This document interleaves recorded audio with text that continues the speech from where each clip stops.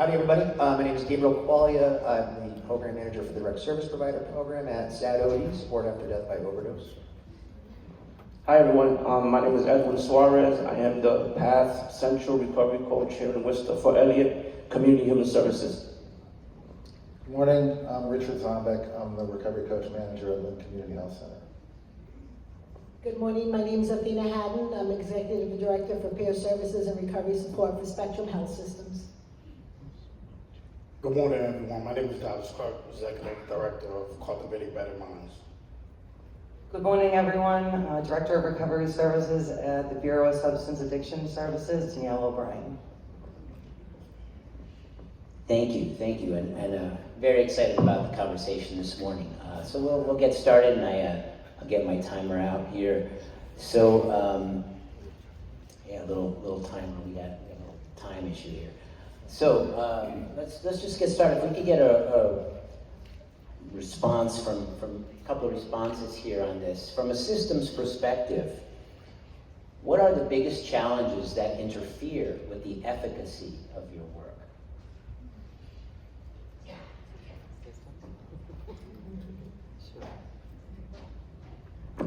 Wait a minute, that's not mine, is it? No, that's for everyone. If we have a couple of brief answers. It's great to hear you, Dr. Sosky. First of all, I just want to say the fact that this is centered at plenary with everybody in the room is a testament to some of the shift that we've seen happening. You know, John spoke to the past and sort of this intention of a recovery-oriented system care, and then we've had this expansion of recovery services and a system that's attempting to really catch up to it. And I just want to say that, you know, in order to stick to the recovery principles in which we frame everything on, if you're framing things from a recovery-oriented lens, is to be strength-based. And I think you'll hear a lot today of various challenges faced. But I would say that technically, when they speak of the advocacy of the individual, of a recovery coach or a peer specialist has to do each day, I would say that that's the same thing throughout the whole system. I'm fortunate to be at the Bureau of Substance Addiction Services, where they have made great efforts to really support you know, the expansion of recovery services and acknowledging the gaps that can be filled in the system by this critical peer workforce and services that are framed around recovery principles that are holistic, that are person-centered. So I will say too that if I share what we're doing right now, and then can kind of speak to the challenges just briefly. Right now we have 39 peer recovery support centers throughout the state, and the heart of that model is peer participation in all the decision-making of what goes on in that space. And Dr. Sosky spoke to that, the importance of centering peer voice. And so although that is just a model, it is a statewide network that we have created, and that is peer-led, peer-driven, and all centered on peer voice and decision-making. We have the recovery coaches who have expanded throughout Massachusetts and are doing incredible work. I'm looking out into the crowd to so many incredible peer leaders who are making change in the communities they serve every day, and I'm honored to be able to work alongside them. But it's not without challenges, right? They're often navigating, as was spoken to, a lot of different challenges and people not necessarily understanding the role or supporting it properly. So in addition to the recovery coaches, we have the Massachusetts Young People in Recovery, who I know who are here today. There's all young adults, peer recovery supports throughout the state, and advocates through the Massachusetts Organization of Addiction Recovery. So we have a lot that we're doing to try to ensure that peer voice is centered, but this does require systemic change. And so that includes changing how we do our data collection processes, ensuring that there are standard opportunities for peer voice to inform decision-making and funding. And we did that the last round of funding for the peer recovery support centers, and it was incredible. We conducted 72 focus groups. I'm a person in long-term recovery, right? But as he spoke to, I am not the be-all, end-all. There are so many unique experiences, and it's critical in my role from a systems perspective that I am constantly reaching out to seek that voice to inform how our programs look, the policies we make, our new standards, practices, and I think we have been supported in doing that, but this is a whole new infrastructure of wrapping the recovery support services around integrating, and that requires a lot of effort. The system is really designed for treatment. not necessarily recovery. So that requires a shift on all levels. And I would say from a systems perspective, that's been the biggest challenge, is to realize that this is something that can be integrated and together, and not an addendum to the continuum, but threaded throughout with policies that support the workforce. Thank you. Yeah, just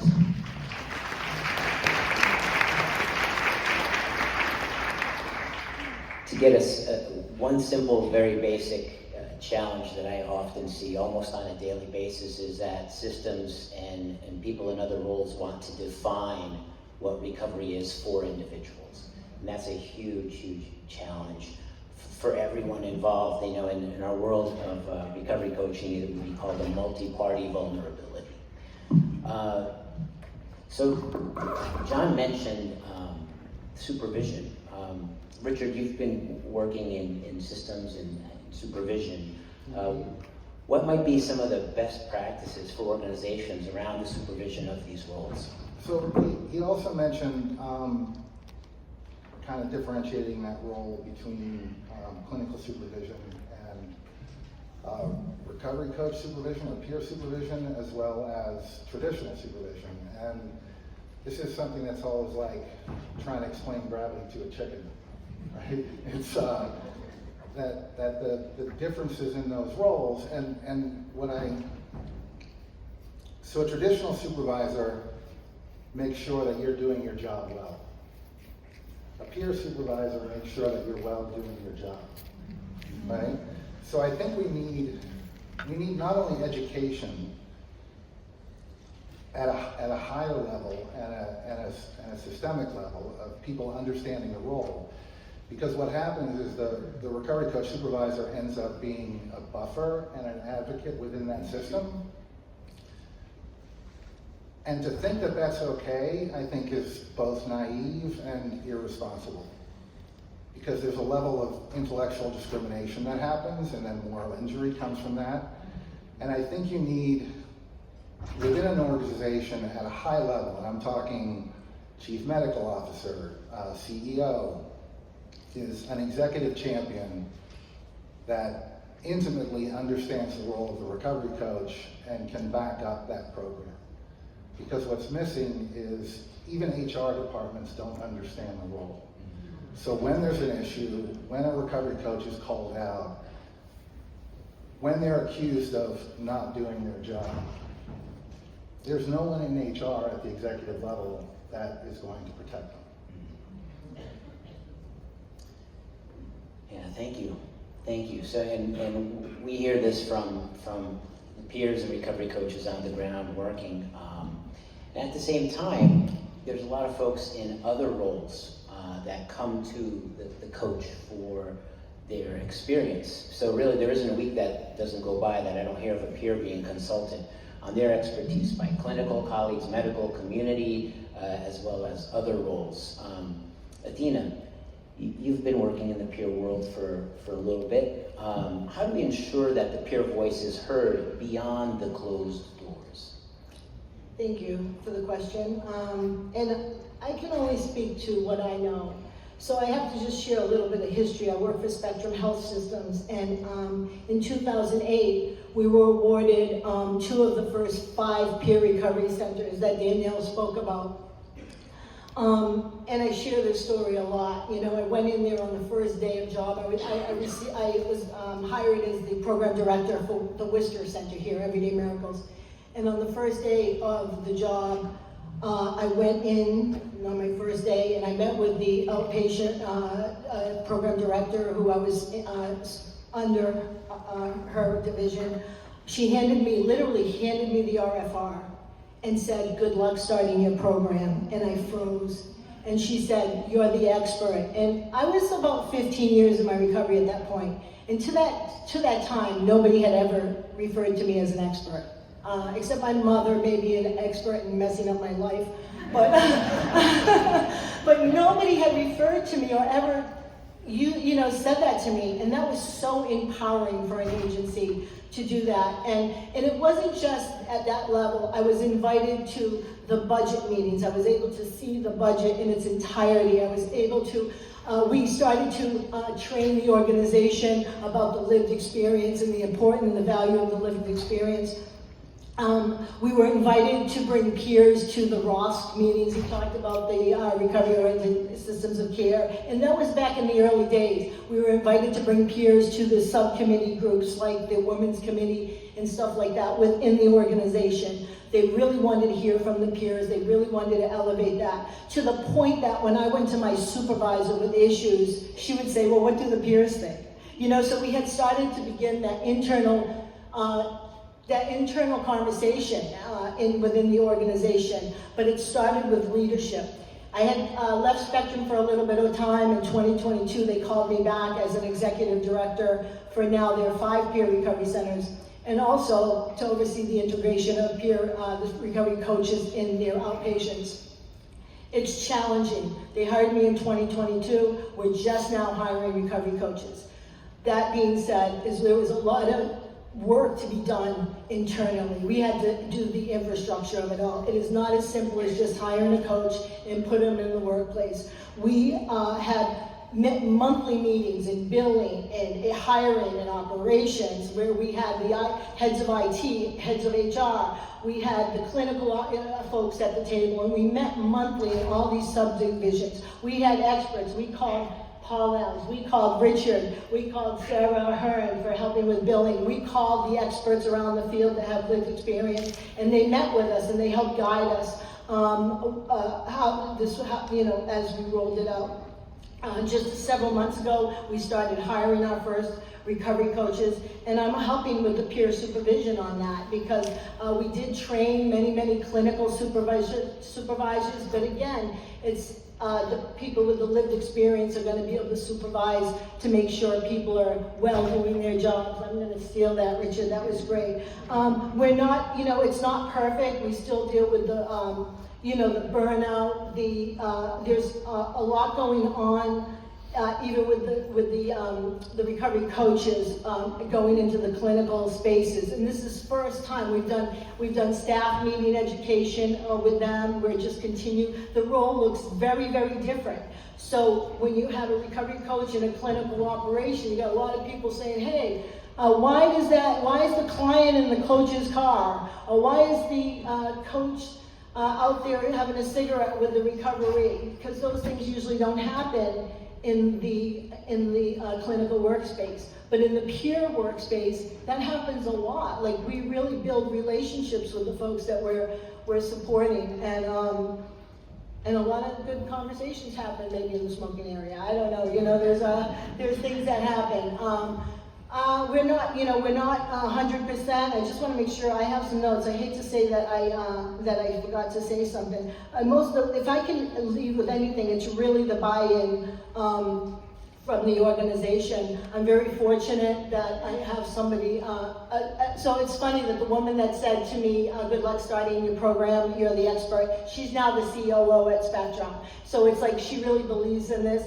I work directly under Lisa Blanchard, who's our chief clinical operation, and she's always there. I remember calling her recently, feeling like I was having a traumatic response to a situation, and she understood that, and she was able to really help me with that and get through that. So as an organization, they really are elevating me and the voices of peer recovery in the workspace, in the organization. So it makes me feel good.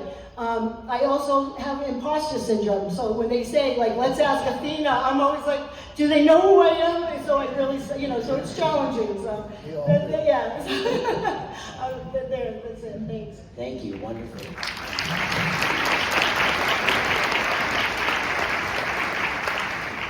So in this incredibly taxing work, recovery coaches and peers, we go through a lot of different experiences, and there's a lot of loss that comes with it at the same time. Gabrielle, how do you find peers that experience loss are being supported around their grieving? And when taking time off from work, what are the expectations, when they return? Yeah, so thank you for that question. So yeah, at SADOD, a lot of what we deal with is grief and loss that providers of all types experience, but we do definitely work with a lot of recovery coaches, people within community health workers, and people in harm reduction, etc. And the biggest thing that I've gotten from asking people what they need, because I approach this work like as a peer, as a fellow provider, is community care, is that people want to be together. So I'm really glad for the space that we have here. For the next couple of days is a huge thing. There's all kinds of organizations that put together office hours and things for people to get together to talk about this. At SADOD, we have a couple meetings for providers to talk about grief and loss. We do a lot of trainings. It seems to be a good space. And that's all, to say that it's really important to facilitate these things for employees, right? To make sure that we're not just kind of maybe sending them a flyer and saying this is available to you if you want it, but telling them that it's important, that if they want to, they can take advantage of these things and that they're supported in it. And talking about within like the space, especially of taking time off, things like that, this really broadly, I'd like to say like, I saw a football player talking, I don't know anything about football, but I saw a football player say something. But it really struck me that he said it's easy to be tough with someone else's body. And I think that goes for emotional labor as well as physicality, right? And that we have to keep in mind that sometimes the work that people are asked to do who really want to do this work is difficult and they need support, right?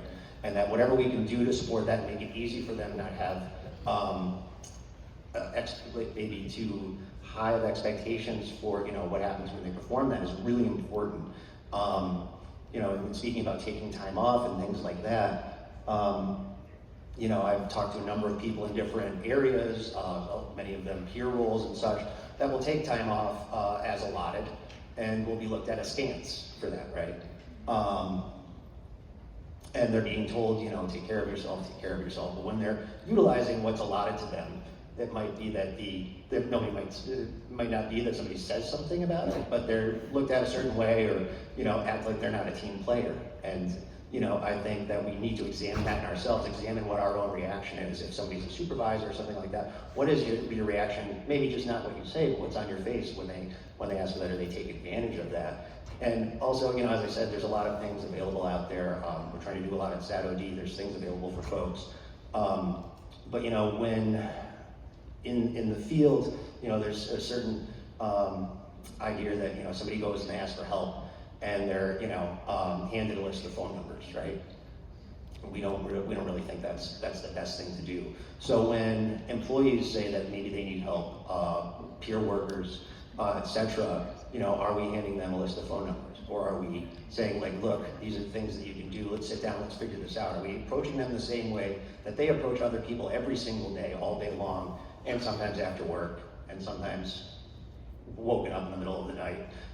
Are we taking that same tack with them to say, look, these are things that are available for you. Are we educating ourselves on that? So those are, some of the things I see. I could probably go on forever, but I've already ran out of time, so I'll see you later. Thank you, David.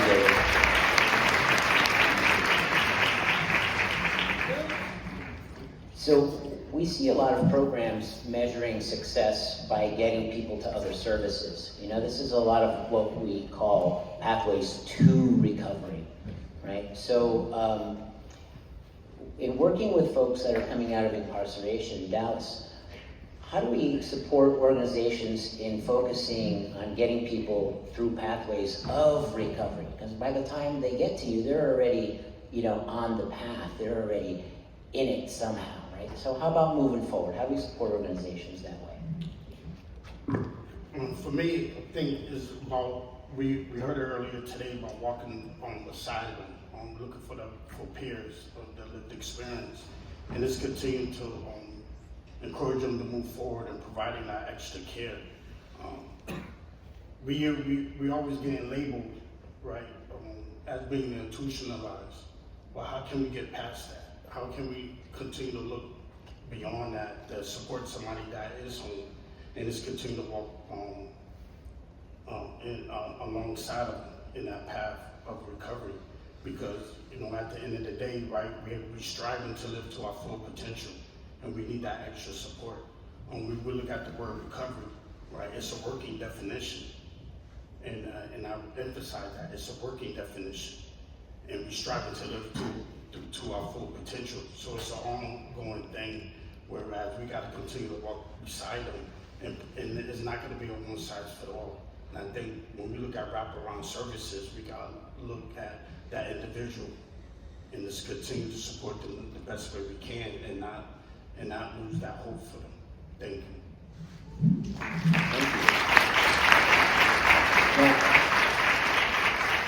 Now this is a reality in the world of recovery. We don't focus on relapse, right? We focus on what people are doing right. We focus on wellness and what people can do and move forward. So if we could have just a couple of brief answers on how do you see organizations supporting employees that might have setbacks or return to use?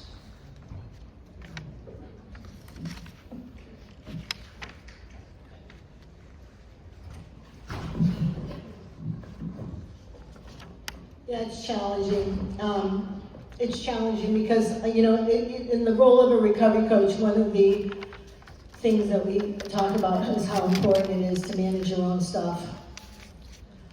And when there's a return to use, it's really important that the person doesn't just come back in the same capacity without making sure that the recovery supports are in place.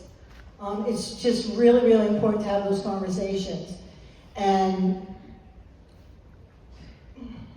yeah, it's really, really important to just have those conversations. And I think that's where the peer workforce is really, the peer supervision piece is really, really important. Because people see me when I'm off. The people in my network, my recovery network, they see when I'm off.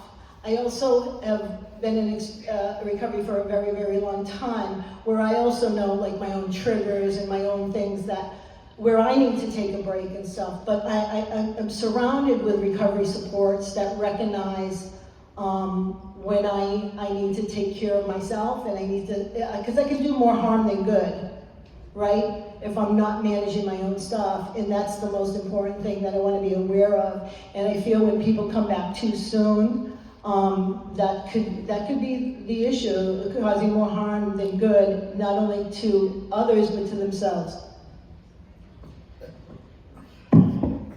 I'm like this. Go ahead. So, what I think about with that discussion is, being in recovery, being a person with lived experience, I had a lot of trauma and a lot of bad experiences in the past. So some of these positions are entry level. So when these individuals are expected to be able to carry this load, things can happen in their life. It could be somebody dies, it could be a divorce, something tragic could happen in their life, and something could occur, and they can be holding off and not want to say nothing because they're afraid of the repercussions of the organization, of their colleagues, their integrity, because it goes away overnight.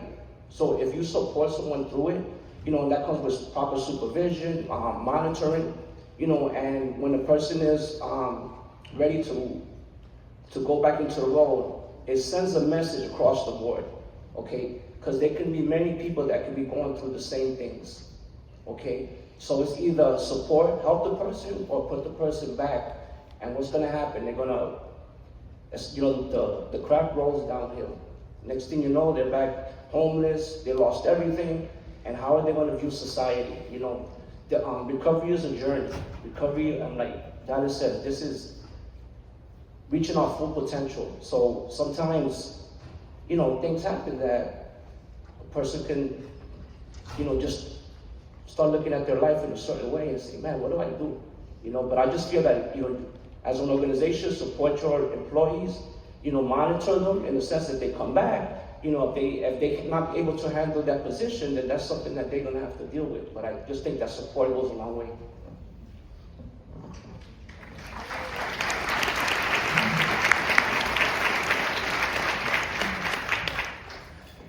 So, thanks, Ed. So, I heard an addiction specialist at a meeting one time say that he had never seen an adult alcoholic maintain any kind of sustained recovery or sobriety. I was 15 years sober at the time, and I'd gotten sober at 43 years old. What we do is we have a job requirement that requires someone to have sustained recovery for 2 to 3 years, depending on the organization or whatever. And then if they relapse, what happens? Right? Many times they're not offered the same EAP that other employees are, because we've already outed ourselves, and the help isn't always available to us. And then there's a question as to whether or not you can come back in that role, because now you no longer have met the requirements of that role. So I have tried really hard with HR departments to get them to understand, one, the role and what it means to maintain the fidelity of the model, but also what supports need to be in place for people that we don't have supports in place for, and we're already assuming ahead of time that relapse is inevitable. So, let's think about that irony for a little while. That really, unfortunately, that speaks to the disbelief that people can get well.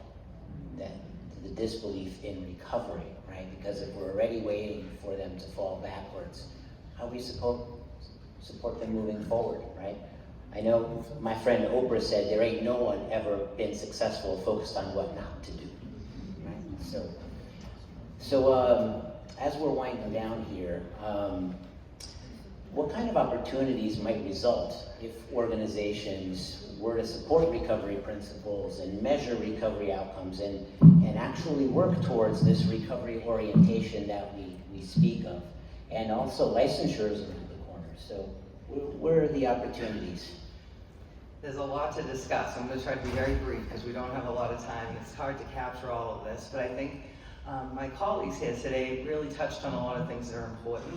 So I'm looking at this, a recovery-oriented system shift is required at the BSAS level and throughout the systems in which we touch, such as healthcare systems, and all the systems that folks in recovery are in, because folks in recovery are everywhere.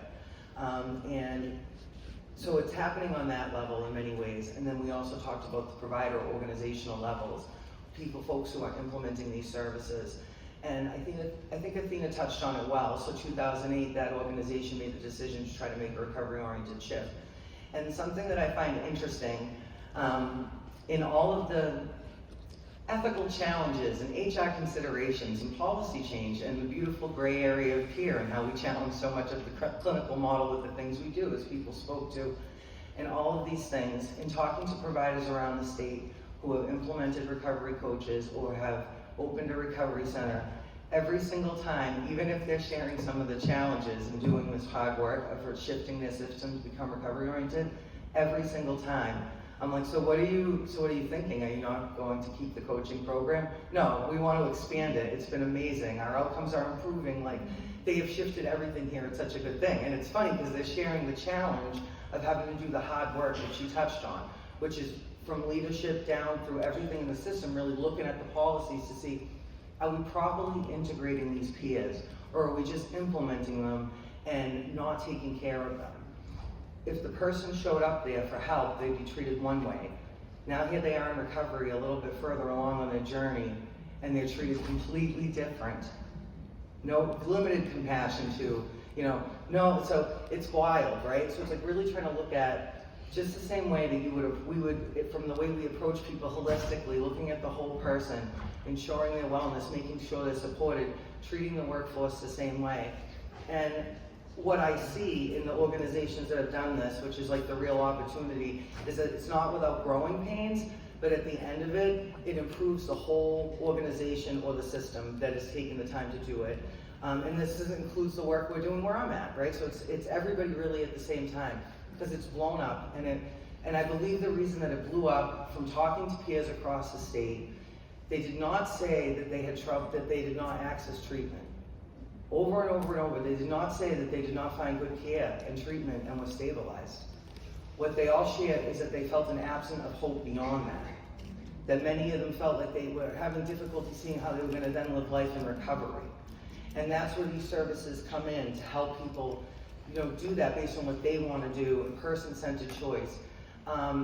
There's a lot of change agents here. I'm sitting next to a whole panel of them, and so many in this room who have shifted the hearts and minds of the people in the organizations where they work, whether it's in a courthouse with a judge or a probation officer. I've seen it with doctors, I've seen it with nurses, I've seen it with CEOs, I've seen it with clinical directors who are really apprehensive about this thing. Especially the idea of building a recovery community that wraps around everybody. So who's gonna control it? What if we go off the rails? There's always a fear, right? If we build this up, then the peers, it gets too loose. Kid doesn't fit in a box. What are we gonna do if they get out of control? What if their Facebook page gets wild? These are things, like real concerns of an organization. But when they let go, and they just let it do it, and they start implementing those policies and taking care of their peers, and during supervision, letting them take a little time off here and there that looks odd because their therapy's in the middle of the day, or they have a group that they really want to go to, but they got scheduled for that, and they want to see if they can switch things around, they accommodate that. And what happens when you accommodate that and allow the peers to do their job, support them, and treat them right, it's unbelievable what they will do to improve the outcomes of anything that you are trying to do and create a recovery community that's so robust and so accessible that everybody you pull into the fold can touch it. It's a really beautiful thing that's going on here, but there's a lot of work to still be done, but I'm thankful to be surrounded by so many people that are open to doing that, and I believe licensure is just another piece of it. There's concerns, there's a lot of amazing things that it can do, but if we work together and we ensure that the voice of the peers are part of things in the decision making, I think it's going to be something positive for some of the professional standards and the value that was touched on earlier. I shared that people recognize the value, but certainly something like a licensure definitely is acknowledging the value of the critical role that peers play in this workforce. Thank you.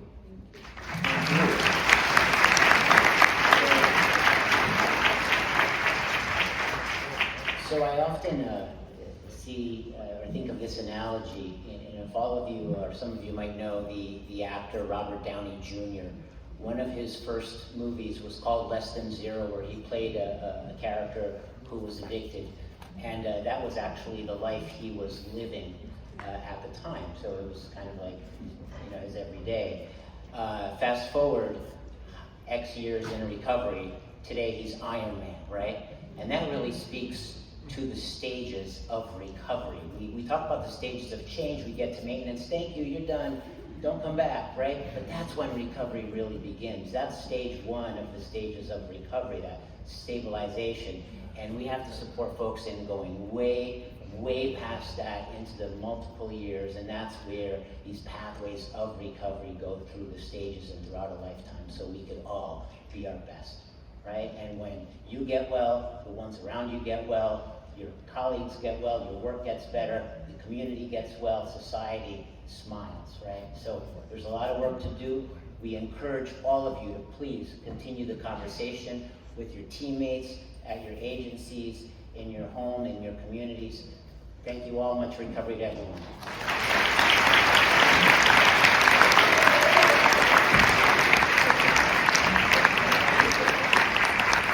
Give a warm welcome, round of applause to our panelists. Very provocative comments here. And just quickly before we transition, we are going to take a look at it. Now, if you look at the screen, there's the QR code for the poll everywhere. And notice that some people have already put some questions there. So if you don't mind, take a few more minutes to kind of go through some of these. So for the first question, I'm just going to follow the model that we have here, right? There was one question that had 10 votes on it. I think we kind of touched upon it already, but I do want to give the panelists a chance to directly answer. Excuse me. And the question goes like this. We talk about person-centered recovery, yet in professionalizing recovery coaching, we ask coaches and participants to fit into models. how do we address the tension between being truly person-centered and following standardized frameworks? So that's the first one of the principles of recovery, which is recovery is person-driven. It comes from the individual. I don't motivate anyone. I support folks in finding their own motivation. And once they do that, then they can pedal, right? Then they can move forward. So I would refer back to the standards, the basics of the work, and point out to your colleagues, your organization, hey, here it's, I'm not making this up, right? A lot of people have studied and worked through this and developed it. So I would point back to those principles. You want to add anything?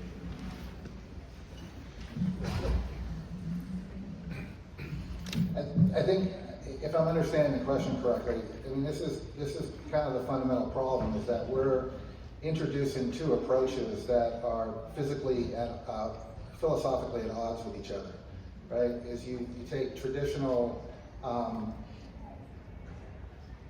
the traditional clinical approach is a power dynamic, which is in the hand of the provider, and a recovery-oriented approach puts the power in the hands of the patient to then collaborate with the provider for their care, right? And this is a huge point of contention in this profession. And I hope I understood the question properly. Yeah. Okay. That sounds great.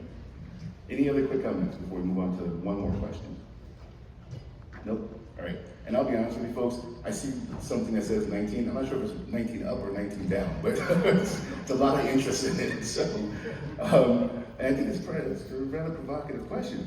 Is can you be a successful peer support specialist while actively using substances? Interested to see this argument using abstinence only versus harm reduction frameworks. Again, can you be a successful peer support specialist while actively using substances? Yes. Okay, all right, next I question. mean,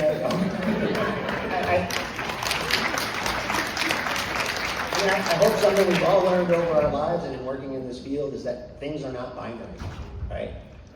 Everything is within a spectrum, and drug use is within a spectrum. Recovery is on a spectrum. How someone is doing within their personal and professional life is on a spectrum, right? So to say that because someone uses a substance at some point in a binary way, they can no longer be helpful to another person, I think is just incorrect from an objective point of view. I was helpful to people when I was using drugs. And people who are using drugs that are helpful to each other constantly. That is the basis of harm reduction, is people who use drugs help each other to, in all sorts of ways, to prevent themselves, each other from, getting sick and staying safe, right? Sex workers have lists. Because they're doing that doesn't mean that they can't help each other. And the same thing goes for any type of peer support.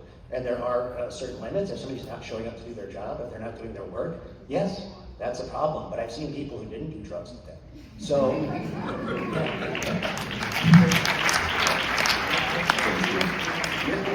just want to add too, I got a success story not too long ago where I was working with an individual and I told him to come work with me. He didn't want to work with me because he was so actively using. And I told him, continue to walk by my side and let people see that transformation so it show that it's possible, right? Now today, he over a year sober, but people see the transition, right? So I would let, so we don't get afraid that because you still have to use it, like what you were saying, Gabe, you can still be that peer for that individual so they can see the transformation. I don't want to hide in the closet, then hop out and say, hey, I'm sober today. But if somebody see me walk through the steps of getting sober and give them the benefit, and give them hope, I could do it too. When they see the transformation through the challenges and barriers that the individual is having. So they can pick up those same skills and tools so they can get to that next step in their life. That speaks to the belief in people and that people can get well and that recovery is actually real. I can speak just a little more to that. It's just I mean, it's a touchy topic, and I just want to, like, as somebody in the peer workforce, I want to say one of my jobs is that I'm always role modeling. I'm always role modeling, and so that's just really, really important. I wouldn't ever want to think that, like, if what I was doing, somebody else may think that they can do it too, and that could be dangerous for an individual, like, as well. You know what I mean? So it's just very hard.